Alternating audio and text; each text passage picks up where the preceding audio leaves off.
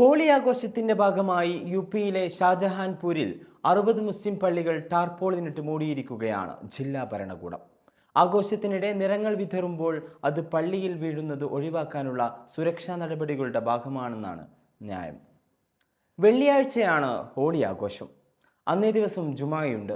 എന്നാൽ എല്ലാ ആഴ്ചയും ജുമാ നിസ്കാരം ഉള്ളതാണെന്നും ഹോളി വർഷത്തിലൊരിക്കൽ മാത്രം വരുന്നതാണെന്നും മുസ്ലിങ്ങൾ പുറത്തിറങ്ങരുതെന്നുമാണ് യുപി മുഖ്യമന്ത്രി യോഗി ആദിത്യനാഥ് നിർദ്ദേശിച്ചിരിക്കുന്നത്. നിസ്കരിക്കേണ്ടവർ അത് വീട്ടിൽ നിന്നും ചെയ്താൽ മതിയെന്നും പള്ളിയിൽ പോകേണ്ടതില്ലെന്നും യോഗി പറയുന്നു. Sambhal circle officer Anuj ചൗധരിയാണ് holy ദിവസം മുസ്ലിങ്ങൾ ജുമാ ഉപേക്ഷിച്ച് വീട്ടിലിരിക്കുകയെന്ന നിർദ്ദേശം ആദ്യം മുന്നോട്ട് വെച്ചത്.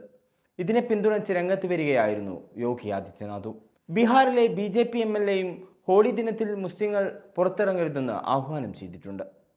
ഹോളി ആഘോഷത്തിന്റെ ഭാഗമായി ജുമാ വൈകിപ്പിക്കാൻ തീരുമാനമെടുത്തിരിക്കുകയാണ് ഡൽഹിയിലെ പല മസ്ജിദുകളും. രാജ്യത്ത് വ്യത്യസ്ത മതസ്ഥരുടെ ആഘോഷങ്ങൾ ഒരേ ദിവസമാകുന്നത് ഇത് ആദ്യമായല്ല. പരസ്പര ബഹുമാനത്തോടെയും ആദരവോടെയും ഈ ആഘോഷങ്ങൾ കൊണ്ടാടുകയെന്നായിരുന്നു കഴിഞ്ഞ കാലം വരെ ചെയ്തു പോന്നിരുന്നത്. എന്നാൽ അക്കാലത്ത് പോലും ഇതിന് ചില അപവാദങ്ങൾ ഉണ്ടായിരുന്നുവെന്നത് വസ്തുതയാണ്.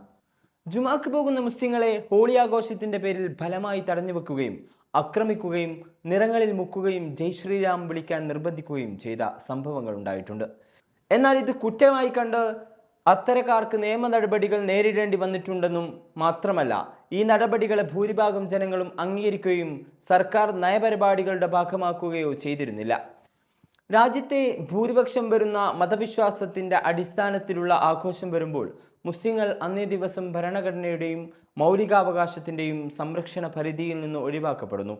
അഡോൾഫ് ഹിറ്റ്ലർ ജർമ്മൻ രാഷ്ട്രീയത്തിന്റെ ചാൻസലറായി അധികാരമേറ്റ് 3 മാസത്തിനു ശേഷം 1933 ഏപ്രിൽ 1 ജർമ്മനിയിലെ നാസി പാർട്ടി ജൂത ജനതയെ ബഹിഷ്കരിക്കാൻ ആഹ്വാനം ചെയ്തു.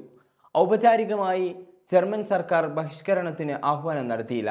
പക്ഷേ അതിന് പിന്തുണ എല്ലായിടത്തും ദൃശ്യമായിരുന്നു. ജൂതരെ തെരുവുകളിൽ നിന്ന് മാറ്റി നിർത്തലായിരുന്നു ഇതിൻ്റെ ആദ്യ നടപടി.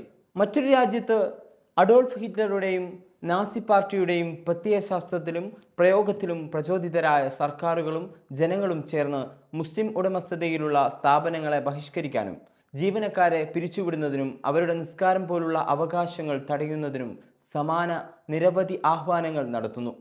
ഹോളിയിലെ നിർദ്ദേശങ്ങൾ ഇവയിൽ ഏറ്റവും പുതിയത് മാത്രമാണ്. മുസ്ലിം സ്ഥാപനങ്ങൾക്കെതിരായ ബഹിഷ്കരണാഹ്വാനവും കൻബാർ യാത്രകാലത്ത് ഹൈവേയിൽ ഭക്ഷണശാലകളുടെ ഉടമകൾ പേര് പ്രദർശിപ്പിക്കണമെന്ന ഉത്തരവും ഹോളി ആഘോഷകാലത്ത് മുസ്ലിങ്ങളുടെ സ്വാതന്ത്ര്യം തടഞ്ഞ് വീട്ടിലടച്ചിടാനുള്ള നീക്കവുമെല്ലാം രാജ്യം അതിവേഗത്തിൽ നാസി ജർമ്മൻ കാലത്തേക്ക് സഞ്ചരിക്കുന്നതിൻ്റെ സൂചനയാണ്. ഹോളി ഉൾപ്പെടെയുള്ള ആഘോഷങ്ങൾ രാജ്യത്ത് എക്കാലത്തുമുള്ളതാണ്. ആഘോഷത്തിന്റെ ഭാഗമാകാൻ താല്പര്യമില്ലാത്തവർക്ക് സ്വതന്ത്രമായി തെരുവുകളിൽ സഞ്ചരിക്കാനും കഴിയുന്ന കാലമുണ്ടായിരുന്നു. തങ്ങളുടെ ആഘോഷങ്ങൾ മറ്റുള്ളവർക്ക് അക്രമമാകുന്നില്ലെന്ന് ഉറപ്പാക്കുന്ന വൈവിധ്യത്തെ ബഹുമാനിക്കുന്ന ജനസമൂഹമാണ് അക്കാലത്തുണ്ടായിരുന്നത്. എന്നാൽ ഇന്ന് മോദി ഭരണത്തിന് കീഴിൽ മുസ്ലിങ്ങളുമായി ബന്ധപ്പെട്ടതെല്ലാം കുറ്റകൃത്യമാണ്. അവർ ഹിന്ദുമതാഘോഷകാലത്ത് തെരുവിലിറങ്ങുന്നത്, പൊതു മൈതാനങ്ങളിൽ നിസ്കരിക്കുന്നത്, കച്ചവടം നടത്തുന്നത് എല്ലാം ഈ കുറ്റമായാണ് കണക്കാക്കുന്നത്. 2022 പ്രയാഗ്രാജിലെ ഒരു പൊതു ആശുപത്രിയുടെ വാർഡിന് പുറത്ത് രോഗിക്ക് കൂട്ടിരിക്കുന്ന ഒരു സ്ത്രീ നിസ്കാരപ്പായ വിരിച്ചു. അവരുടെ ബന്ധു ഡെങ്കിപ്പനി ബാധിച്ച് ഗുരുതരാവസ്ഥയിലാണ്. അവർ നിശബ്ദമായി ആശുപത്രി തറയിലേക്ക് തലതാഴ്ത്തി പ്രാർത്ഥിച്ചു. ചിലർ നിസ്കരിക്കുന്നതിൻ്റെ ഫോട്ടോ എടുത്ത് പൊതുസ്ഥലങ്ങളിൽ പ്രാർത്ഥന നടത്തുന്നത് നിയമവിരുദ്ധമാണെന്ന തലക്കെട്ടോടെ സോഷ്യൽ മീഡിയയിൽ പങ്കുവച്ചു. ആശുപത്രിയുടെ ചീഫ് മെഡിക്കൽ ഓഫീസർ അവരുടെ രോഷം പങ്കുവച്ചു. വിവാദമായി. പോലീസ് അന്വേഷണമായി. നിസ്കരിച്ചതിന് ആ സ്ത്രീ ശിക്ഷിക്കപ്പെട്ടില്ലെന്നത് ഭാഗ്യമായി കരുതാം. ഇന്ത്യയിലെ ഏതെങ്കിലും ആശുപത്രിയിൽ ഉത്കണ്ഠാകുലരായി ബന്ധുക്കൾ തങ്ങളുടെ പ്രിയപ്പെട്ടവരുടെ രോഗശാന്തിക്ക് തീക്ഷ്ണമായി പ്രാർത്ഥിക്കുന്നത് അസാധാരണമല്ല. പിന്നെ എങ്ങനെയാണ് ഒരു ആശുപത്രിക്ക് മുസ്ലിം സ്ത്രീ പ്രാർത്ഥിക്കുന്നതിനെതിരെ പോലീസിൽ പരാതി നൽകാൻ കഴിയുക? മുസ്ലിങ്ങളുടെ അവസ്ഥ എവിടെ എത്തി നിൽക്കുന്നുവെന്നതിൻ്റെ ഉദാഹരണമാണിത്. പുതിയ ഇന്ത്യയിൽ മുസ്ലിമാണെങ്കിൽ പ്രാർത്ഥന അതിവേഗം കുറ്റകൃത്യമായി മാറുകയാണ്. ഇതിൻ്റെ തുടർച്ചയായി യുപിയിലും മറ്റു ഉത്തരേന്ത്യൻ സംസ്ഥാനങ്ങളിലും പള്ളിയിൽ പോലും നിസ്കാരം തടയുകയും നിസ്കരിച്ചവർക്കെതിരെ കലാപമുണ്ടാക്കുന്നതിന് കേസെടുക്കുകയും ചെയ്ത അനവധി സംഭവങ്ങൾ ഉണ്ടായിട്ടുണ്ട്. തിരിച്ചറിയാൻ കഴിയാത്ത വിധം നമ്മൾ വളർന്ന ഇന്ത്യ മാറിപ്പോയിരിക്കുന്നു.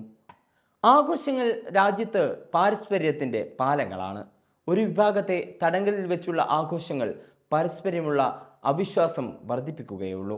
തെരുവുകളിൽ അവർ ഹോളി ആഘോഷിക്കട്ടെ, മുസ്ലിങ്ങൾ പള്ളികളിൽ പോയി ജുമ നിസ്കരിക്കുകയും ചെയ്യട്ടെ. വിദ്വേഷവാഹകരുടെ ആഹ്വാനങ്ങൾ ജനം തള്ളിക്കളയുകയും ചെയ്യട്ടെ.